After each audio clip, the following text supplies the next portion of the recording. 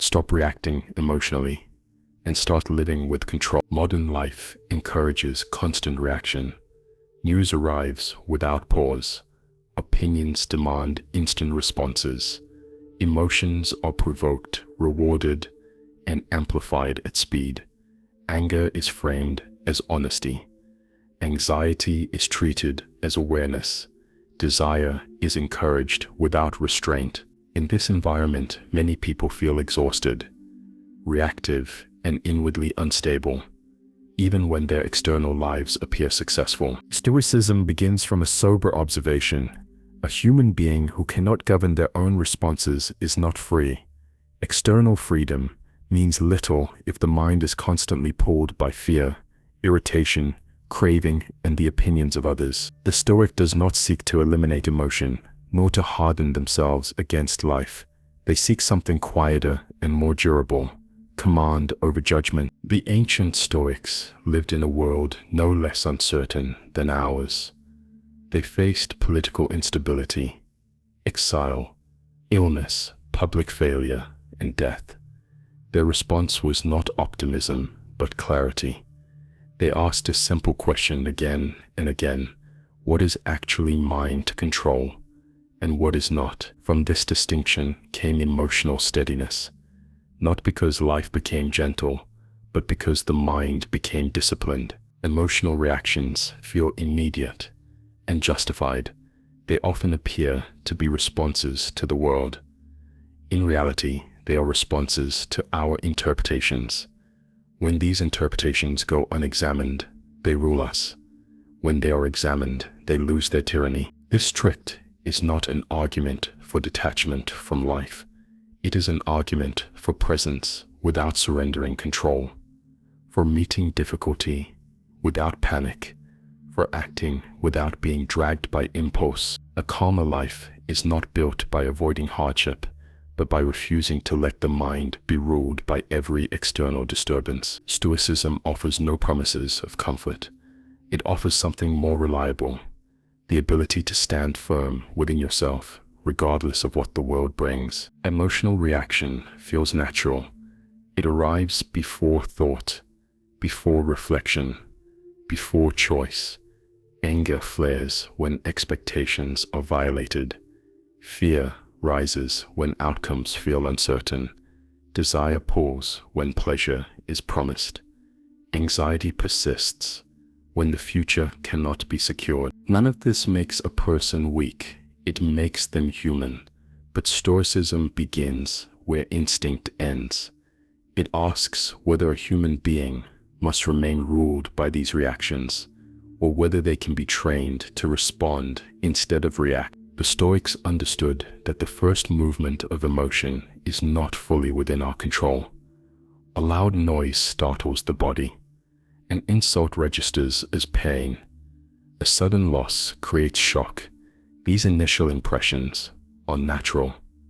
What follows them, however, is not inevitable. The story we tell ourselves, the judgment we add, and the meaning we assign to the event are where suffering takes root. Most emotional turmoil comes not from what happens, but from what we conclude about what happens.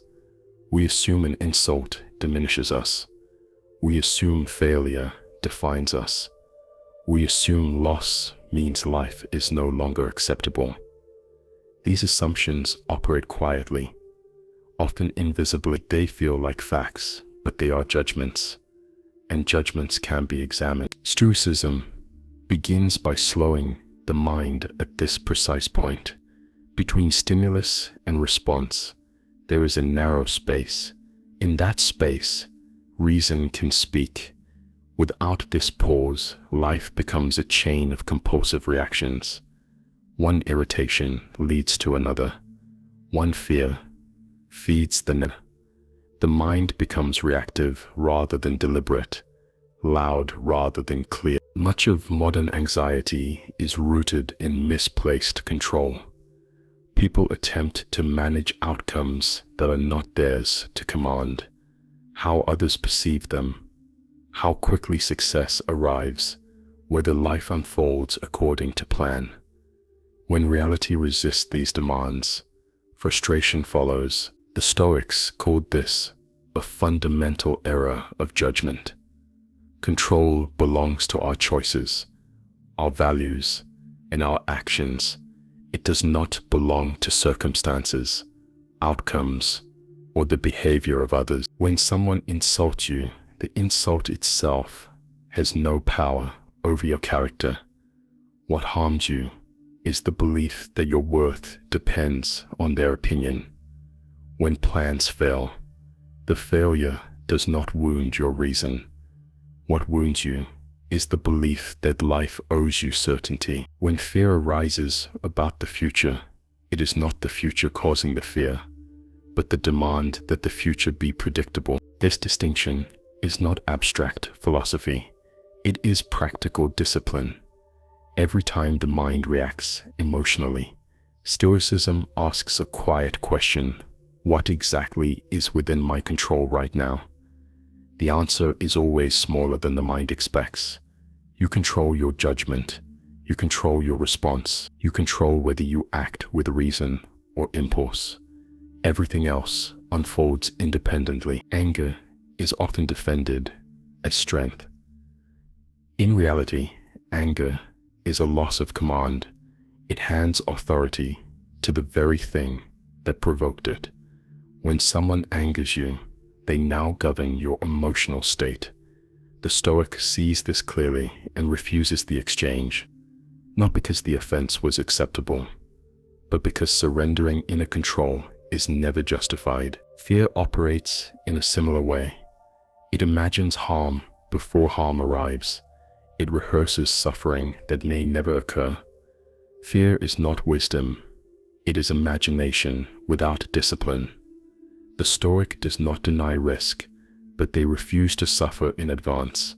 They prepare where preparation is possible and accept uncertainty where it is not. Desire, too, becomes a source of disturbance when it attaches to outcomes rather than effort.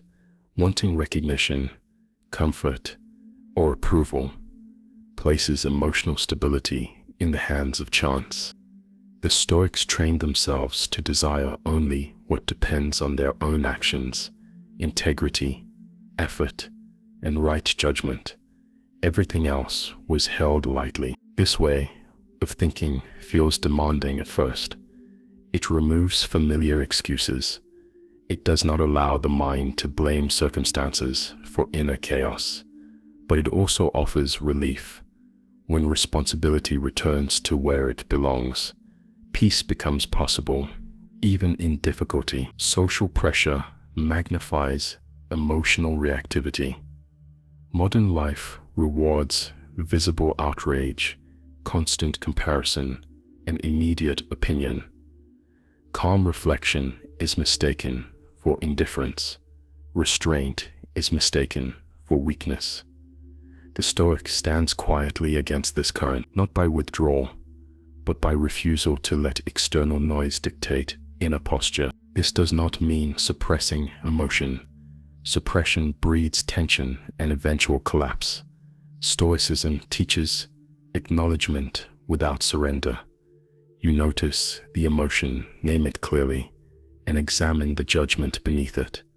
You ask whether it aligns with reason or exaggeration. Over time, this practice weakens the grip of impulsive reactions. Suffering often intensifies when people believe it should not exist. The Stoics rejected this belief entirely. Difficulty is not a flaw in life. It is part of its structure. Expecting ease creates fragility. Accepting challenge builds resilience. When hardship arrives, the Stoic does not ask why this happened to them.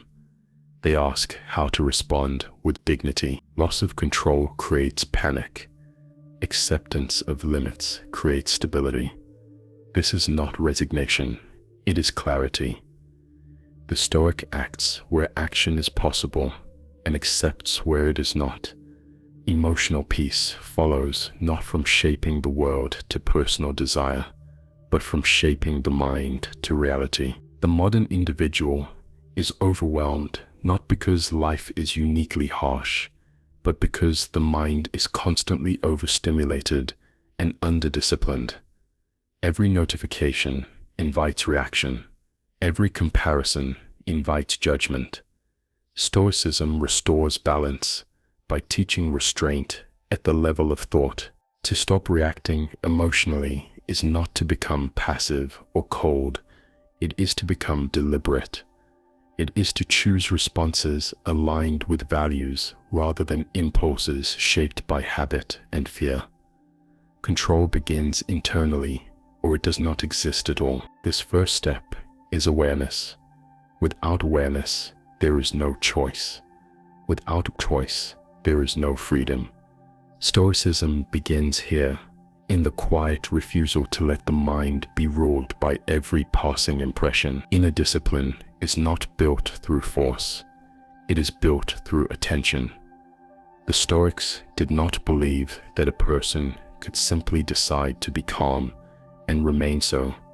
They understood that the mind must be trained gradually, through repeated practice, to recognize its own movements. Without this training, reason is easily overwhelmed by habit. Every emotional reaction begins as an impression. Something appears to the mind as good, bad, threatening, or desirable. The mistake is not the impression itself, but the immediate agreement with it. The Stoics called this assent. Most people assent without noticing. They treat impressions as facts rather than proposals. Discipline begins by withholding that automatic agreement. This pause is subtle but powerful. When anger arises, you do not need to argue with it or suppress it. You observe it. You ask what judgment gave rise to it. Often it is the belief that something unjust occurred, that respect was denied, or that control was taken from you. Once the belief is visible, it can be examined. Is it true? Is it necessary? Does it serve reason or ego? The ego plays a central role in emotional disturbance. It demands recognition, comfort, and superiority. When these demands are frustrated, emotion erupts. The Stoic does not attempt to destroy the ego. They put it in its proper place. Reputation, status, and praise are external. They are unstable and unreliable. Anchoring peace to them guarantees anxiety. Desire becomes destructive when it insists rather than prefers. Wanting something is not the problem. Needing it to feel complete is. The Stoics trained themselves to shift desire away from outcomes and toward conduct. They focused on acting well, not on being rewarded.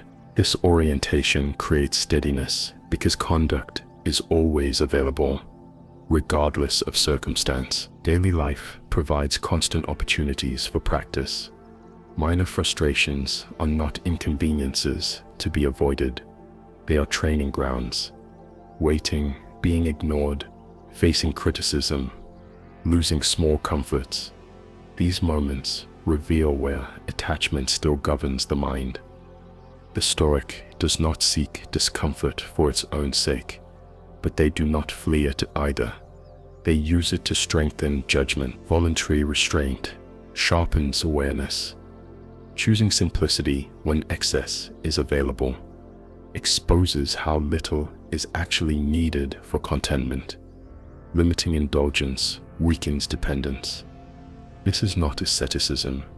It is clarity. When the mind is no longer accustomed to constant satisfaction, it becomes less reactive when satisfaction is absent. Attention is repeatedly drawn back to what is present.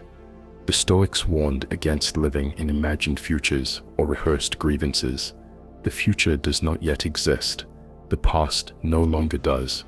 Only the present moment is available for action. Anxiety thrives where attention drifts away from what can actually be addressed. This discipline requires patience. Progress is uneven. Old habits reassert themselves. The Stoics expected this. They did not measure success by the absence of emotion, but by the speed of recovery and the quality of response. Each moment of clarity strengthens the neck. Inner command does not isolate a person from the world. It allows engagement without entanglement. One can care deeply without becoming consumed. One can act firmly without hatred. One can face opposition without losing composure. Reason for the Stoic is not cold logic. It is alignment with reality. It recognizes limits, accepts uncertainty, and chooses virtue over impulse. Emotional mastery emerges naturally from this alignment. The mind becomes quieter, not because life is quieter, but because judgment is clearer. Discipline is not imposed once. It is renewed daily. Each day offers impressions. Each impression offers a choice. Over time, these choices shape character, and character, not circumstance, determines the quality of life. Acceptance is often misunderstood. It is mistaken for passivity, weakness, or surrender. The Stoics meant none of these. Acceptance is the clear recognition of reality as it is, without distortion, resentment, or denial. It is the refusal to waste energy fighting what cannot be changed. From this refusal comes strength, not resignation. Life includes injustice. It includes loss that cannot be repaired, illness that cannot be reversed, and outcomes that remain unfair regardless of effort. Emotional suffering intensifies when the mind insists that reality should have unfolded differently. This insistence does nothing to correct the situation. It only multiplies pain. The Stoic does not excuse injustice or abandon action. They simply refuse to add unnecessary anguish to unavoidable facts. Fate, in Stoic thought, is not a mystical force. It is the chain of causes that brought the present moment into being. You did not choose your birth, your era, or many of the conditions that shape your life. Resisting these facts drains clarity. Working within them preserves acceptance, begins where illusion ends. Impermanence clarifies priorities. Everything external changes or disappears. Possessions, status, health, relationships, even reputation. When the mind treats these as permanent, fear becomes constant, loss becomes catastrophic. The Stoic trains themselves to remember, quietly and without morbidity, that nothing external is guaranteed. This awareness does not diminish appreciation, it deepens it. What is temporary is valued without being clung to. Mortality sharpens judgment. The Stoics did not dwell on death to darken life, but to discipline it. Knowing that time is limited removes trivial concerns. It exposes how much energy is wasted on resentment, comparison, and unnecessary fear. When time is understood as finite, the mind becomes more selective about where it invests attention. Injustice tests emotional control more than comfort ever could.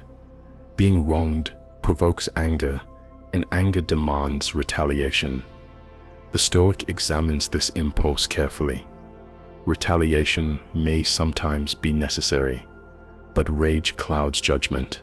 Acting from anger often reproduces the very injustice it claims to oppose.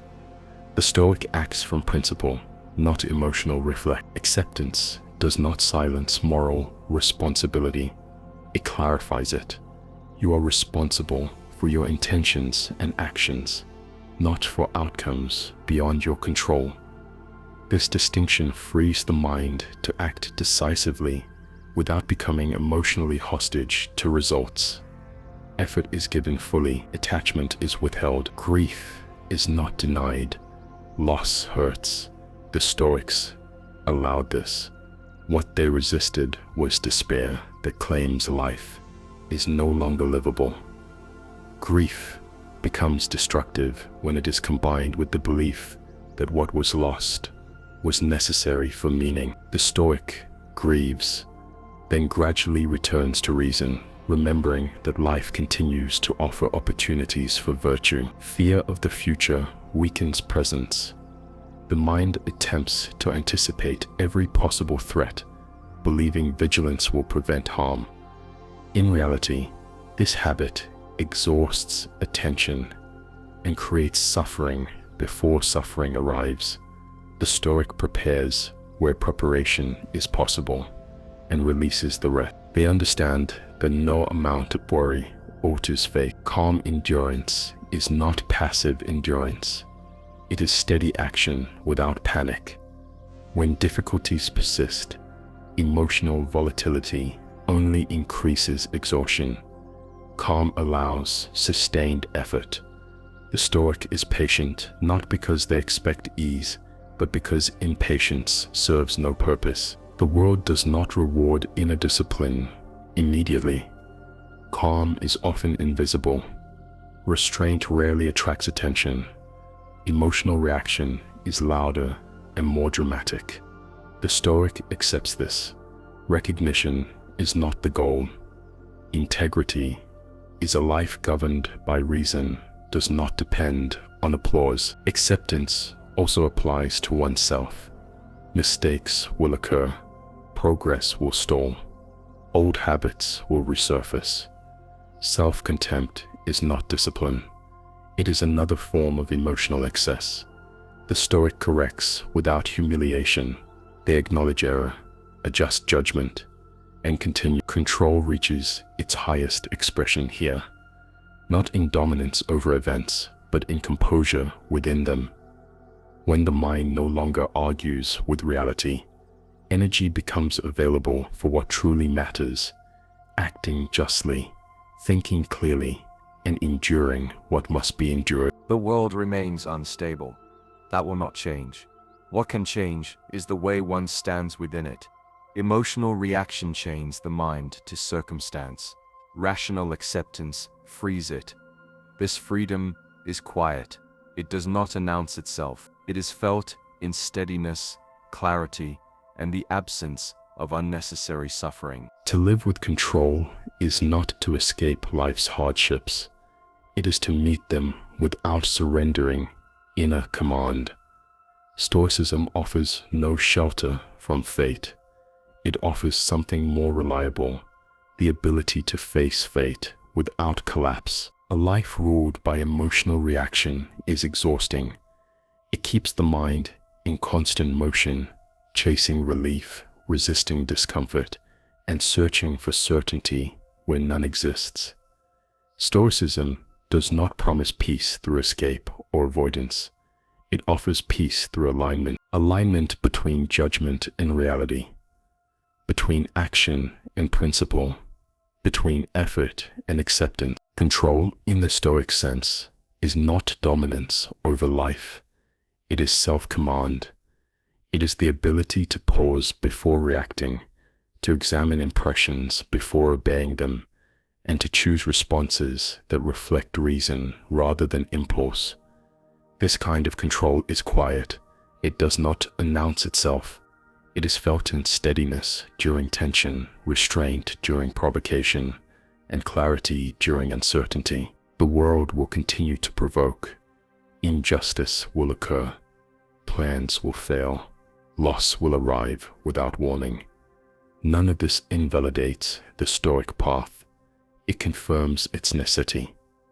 When external conditions remain unstable, inner discipline becomes the only reliable ground. Stoicism does not ask you to become indifferent to life. It asks you to care wisely, to invest energy where it can bear fruit, and release it where it cannot, to act fully without clinging to outcomes, to feel emotion without surrendering judgment. This is not a philosophy to admire from a distance. It is a practice to return to daily. Each moment offers the same choice, reaction or reason. Over time, these choices shape character, and character determines whether life feels chaotic or ordered, heavy or bearable. If you continue walking this path, do so patiently. Progress is gradual. Discipline strengthens quietly. The reward is not comfort, but stability. Not certainty, but clarity. If this way of thinking speaks to you, stay with it. Reflect on it, practice it, and continue exploring Stoic thought here, not as an escape from life, but as a way to live it with firmness, restraint, and calm control.